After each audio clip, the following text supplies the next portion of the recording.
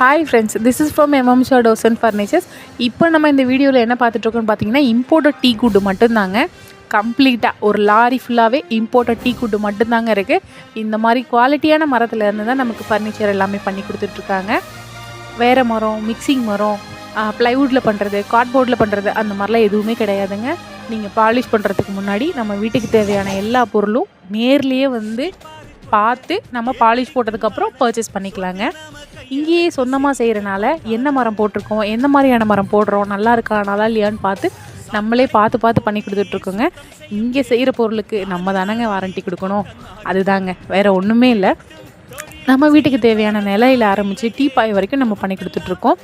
நிலை, ஜன்னல், கதவு, டீப்பாய், பீரோ, கட்டில், சோஃபா, ராக்கிங் சேரு எல்லாமே பண்ணி கொடுத்துட்ருக்கோங்க. இன்க்ளூடிங் குழந்தை தொட்டியில் ஆரம்பித்து நடவண்டி வரைக்கும் கூட பண்ணி கொடுத்துட்ருக்கோம்.